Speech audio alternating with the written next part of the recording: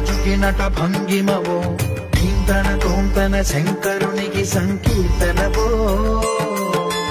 ఈశ్వరుడే అనునిత్యం తనలో తలచుకునే ఓంకారమువో శివ హృదయం కరిగించే ఆ పంచాక్షరివో